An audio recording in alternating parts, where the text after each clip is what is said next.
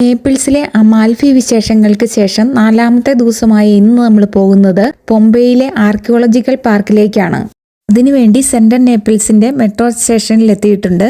ഇവിടുന്ന് ഏകദേശം 38 മിനിറ്റ് യാത്ര ചെയ്യാനുള്ളത്. 3 യൂറോയാണ് ടിക്കറ്റ് റേറ്റ്. 2000 വർഷം പുറകിലേക്കുള്ള ഒരു ചരിത്ര യാത്രയ്ക്ക് വേണ്ടിയിട്ട് പോംബെയ് സ്കാവി റെയിൽവേ സ്റ്റേഷനിൽ ഇറങ്ങി നടത്തം ആരംഭിച്ചിരിക്കുകയാണ്. മുൻകൂറായി ഓൺലൈനിൽ നമുക്ക് ടിക്കറ്റ് എടുക്കാനുള്ള സൗകര്യമുണ്ട്. ഞങ്ങൾ എടുത്തില്ലായിരുന്നു, അതുകൊണ്ട് ഇപ്പോൾ ലൈനിൽ നിന്ന് ടിക്കറ്റ് എടുത്തുകൊണ്ടിരിക്കുകയാണ്.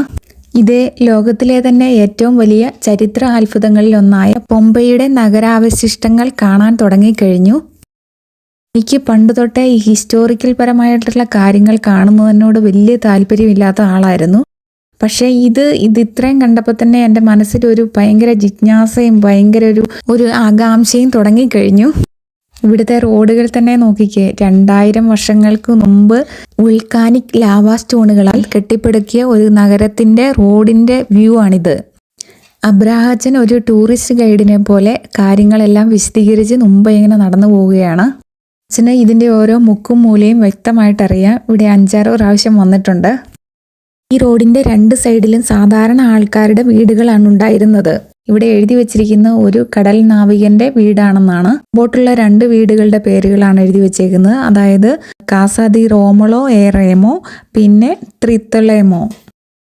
എല്ലാ വീടുകളും തന്നെ 3-4 മുറികളും ഡൈനിങ് റൂമും കിച്ചണോട് കൂടിയതുമാണ്. ഇതൊക്കെ സാധാരണ ആൾക്കാരുടെ വീടുകളാണ്. കാണുന്ന കുഞ്ഞ് ആർച്ച് പോലുള്ള സാധനം അവരുടെ കിച്ചണാണ്. കാരണം ഭക്ഷണം ബേക്ക് ചെയ്യുന്നതിനുള്ള ബോർമ പോലുള്ള സാധനമാണ് അവിടെ കണ്ടത്. അങ്ങനെ നമ്മൾ ഈ പുരാതന നഗരത്തിന്റെ അവശിഷ്ടങ്ങളിൽ കൂടെ നടന്ന് പോംബെയ് ഫോറത്തിലെത്തിയിരിക്കുകയാണ്.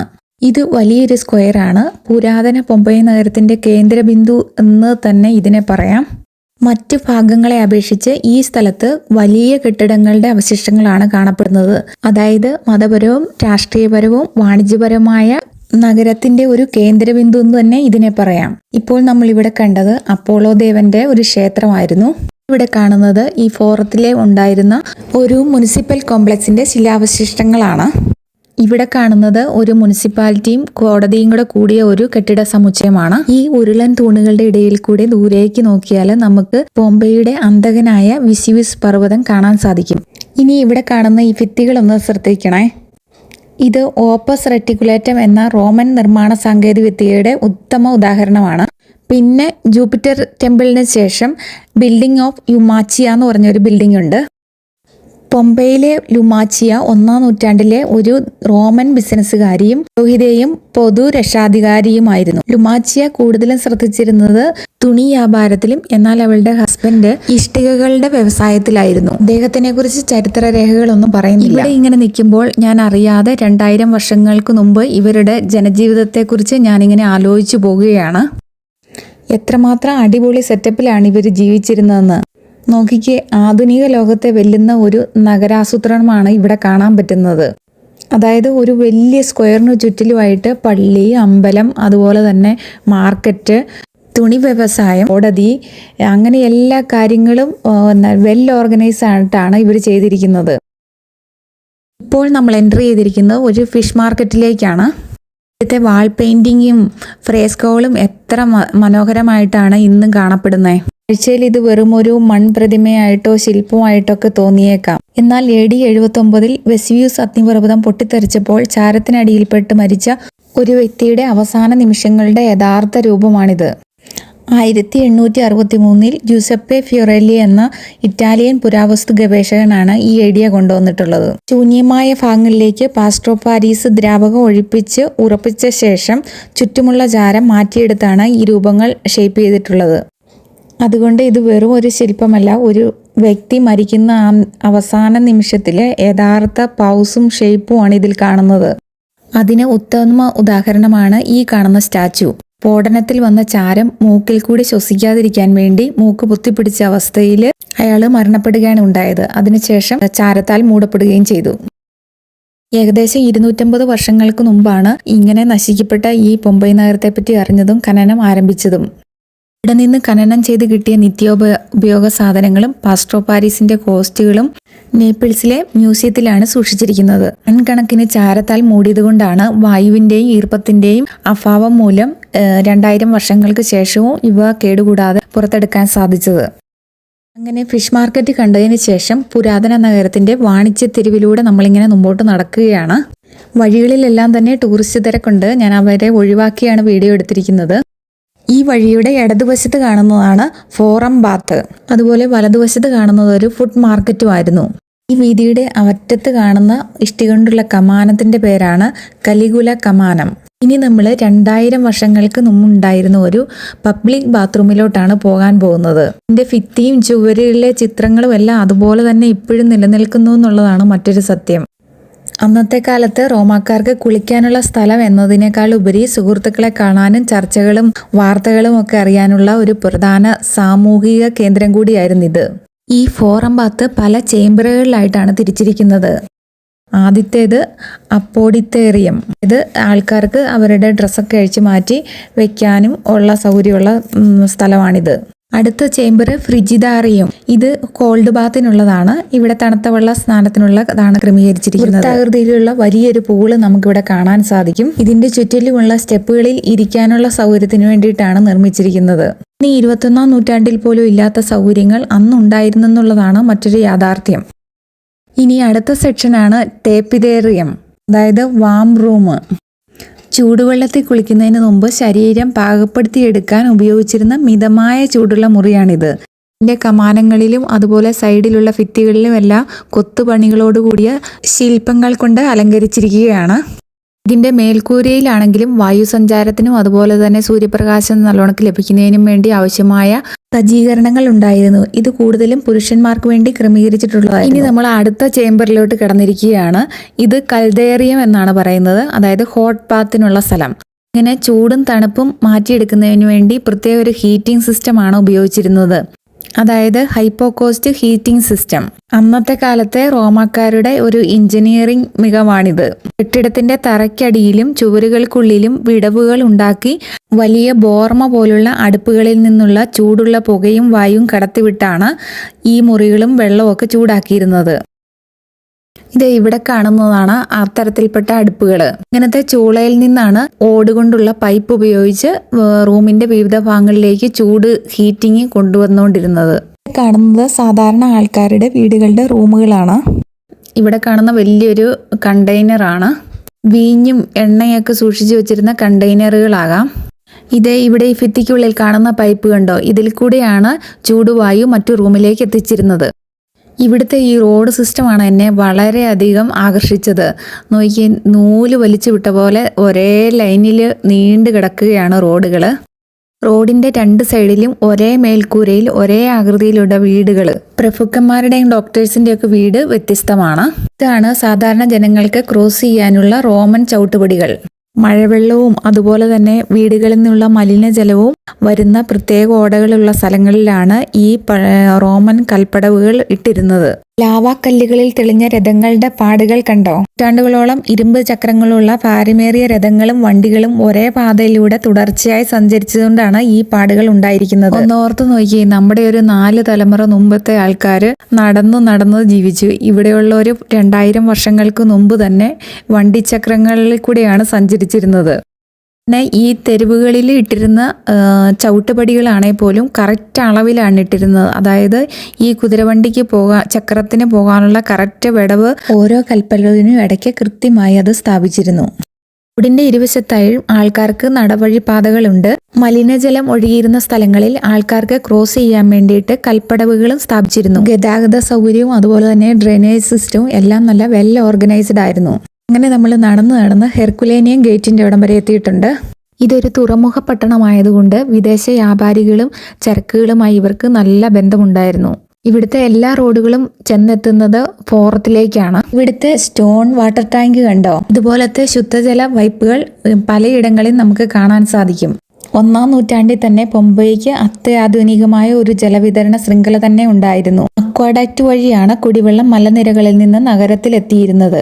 ഇടതുവശത്ത് കാണുന്നവ മുഴുവൻ വൈനറി ഷോപ്പുകളായിരുന്നു. ഇത് വിദേശ വ്യാപാരികളെ വളരെയധികം ആകർഷിച്ചിരുന്ന ഒരു സ്ഥലമാണ്. ഇതിൻ്റെ ഓപ്പോസിറ്റ് കാണുന്നത് മുഴുവൻ ആഡംബര വീടുകളിലാണ്. കൂടുതലും സർജന്മാര്, ഡോക്ടർമാരൊക്കെ ജീവിച്ചിരുന്നത് ഈ പ്രദേശത്താണ്. വിദേശ വ്യാപാരികൾക്ക് മുനിസിപ്പാലിറ്റിയിൽ നിന്നുള്ള അനുമതിയോടുകൂടി വീടുകളിൽ താമസിക്കാനുള്ള അനുമതിയും ഉണ്ടായിരുന്നു. അതുപോലെ തന്നെ സമ്പന്നരുടെ വീടുകളിലെല്ലാം ധാരാളം അടിമകളെയും ജോലിക്കായി നിയോഗിച്ചിരുന്നു. ഇവർക്കെല്ലാം സെപ്പറേറ്റ് മുറികളും ഉണ്ടായിരുന്നു. ഇറ്റലിയിലെ നേപ്പിൾസിലുള്ള പുരാതന റോമൻ നഗരമായ പൊമ്പയിൽ കൂടെ നമ്മളിങ്ങനെ നടന്നുകൊണ്ടിരിക്കുകയാണ്. AD 79 വെസ്യൂസ് പർവ്വതം പൊട്ടിത്തെറിച്ച് ഉണ്ടായ അഗ്നിപർവ്വത ചാരത്തിനിടയിൽ സംരക്ഷിക്കപ്പെട്ട ഈ പേരുകേട്ട ഈ പൊമ്പൈ നഗരം യുനെസ്കോയുടെ ലോക പൈതൃക പട്ടികയിൽ പെട്ടതിൽ അതിശയമൊന്നും ഇല്ലല്ലേ. പുരാതന റോമൻ നഗരത്തിന്റെ പൂർണ്ണമായ ചിത്രം നൽകുന്ന ലോകത്തിലെ ഏക പുരാവസ്തു കേന്ദ്രം ഇതുതന്നെയാണ്. അതുപോലെ തന്നെ പുരാതന നഗരാസൂത്രണത്തെക്കുറിച്ചുള്ള ഒരു നല്ല വീക്ഷണവും ഇത് നൽകുന്നുണ്ട്. നശിപ്പിക്കപ്പെട്ട സമയത്ത് ബിസിനസ്സുകാരും ഉൾപ്പെടെ 10,000 മുതൽ 20,000 വരെ നിവാസികൾ താമസിക്കുന്ന സമ്പന്നമായ ഒരു പട്ടണമായിരുന്നു ഇത്.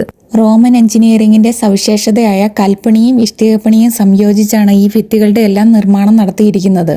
ഡയോമെഡിസ് വില്ലയുടെ പെരിസ്റ്റൈൽ മുറ്റത്താണ് ഇപ്പം നമ്മൾ നിൽക്കുന്നത്.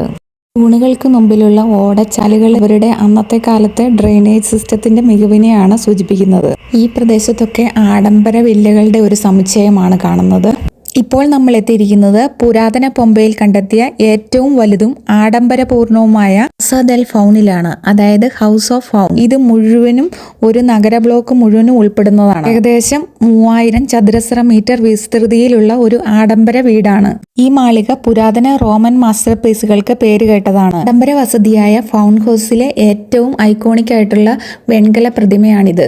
നൃത്തം ചെയ്യുന്ന ഫൗണിന്റെ പ്രതിമ ഒരു ഫൗണ്ടന്റെ മധ്യഭാഗത്താണ് സ്ഥിതി ചെയ്യുന്നത്. നടുമുറ്റത്തുള്ള ഈ ഗാർഡനും ഫൗണ്ടനും ഈ ആഡംബര ഹൗസുകളുടെ എല്ലാം ഒരു പ്രത്യേകതയാണ്. ഈ ഫൗൺ പ്രതിമ പോലെ തന്നെ ഇതിഹാസമായ അലക്സാണ്ടർ മൊസൈക്കുകളും ഇതിന്റെ മറ്റൊരു പ്രത്യേകതയാണ്. നോക്കിക്കേ, 2000 വർഷങ്ങൾക്ക് ശേഷവും ഈ മാർബിൾ വർക്കുകൾ അതേ തിളക്കത്തോടു കൂടി നിൽക്കുന്നു. രണ്ടാം ലോക മഹായുദ്ധത്തെ ബോംബാക്രമണത്തെയും ഭൂകമ്പത്തെയും അതിജീവിച്ച ഭാഗങ്ങളാണ് ഇവയെല്ലാം. ഈ ഫൗൺ ഹൗസിനോട് ചേർന്ന് തന്നെ മറ്റൊരു മനോഹരമായ സംരക്ഷിക്കപ്പെട്ട വീട് കൂടെ ഉണ്ട്. അതായത് വെട്ടിയുടെ വീടെന്നാണ് ഇത് അറിയപ്പെടുന്നത്. ഇതിന്റെ തിളക്കമാർന്ന എലൈറ്റ് ഫോർത്ത് സ്റ്റൈൽ ചുവർ ഫ്രെസ്കോകൾ വളരെ പേരുകേട്ടതാണ്. നമ്മൾ കണ്ട നൃത്തം ചെയ്യുന്ന ഫൗണിന്റെ വെൺകല ശില്പം 1830 ഖനനം ചെയ്തപ്പോൾ തന്നെ ദീർഘകാല സംരക്ഷണത്തിനായി നേപ്പിൾസിലെ നാഷണൽ ആർക്കിയോളജിക്കൽ മ്യൂസിയത്തിലാണ് അത് സൂക്ഷിച്ചിരിക്കുന്നത്. അതായത് ഇപ്പോൾ അവിടെയുള്ളത് അതിന്റെ ഡ്യൂപ്ലിക്കേറ്റ് മാത്രമാണ്. നമ്മളിങ്ങനെ കിലോമീറ്ററുകൾ താണ്ടി നടത്തം ഇങ്ങനെ മുന്നോട്ട് പോയിക്കൊണ്ടിരിക്കുകയാണ്. ഇടയ്ക്കൊക്കെ ചിലർ ഇരിക്കുന്നു, വെള്ളം കുടിക്കുന്നു, ഇങ്ങനത്തെ പരിപാടികളൊക്കെ നടക്കുന്നുണ്ട്. ഇവിടുത്തെ പല കെട്ടിടങ്ങളുടെയും ഭിത്തികളിൽ നമുക്ക് റീജിയോ അല്ലെങ്കിൽ ഇൻസുല 2, 3 തുടങ്ങിയ റോമൻ ലെറ്റേഴ്സുകളും അതുപോലെ വാക്കുകളും കാണാൻ സാധിക്കും. ഇത് 1860കളിൽ പുരാവസ്തു ഗവേഷകനായ ജുസെപ്പെ ഫിറെലി സൃഷ്ടിച്ച ചരിത്രപരമായ ഒരു മാപ്പിംഗ് സംവിധാനമാണ്. റീജിയോ എന്ന് പറഞ്ഞ ഒരു മേഖല, അതായത് ആകെ 9 മേഖലകളായിട്ടാണ് ഇതിനെ തിരിച്ചിരിക്കുന്നത്. പിന്നെ എഴുതിയിരിക്കുന്നത് ഇൻസുല, ഇത് ബ്ലോക്ക് എന്നാണ് അതിനർത്ഥം വരുന്നത്.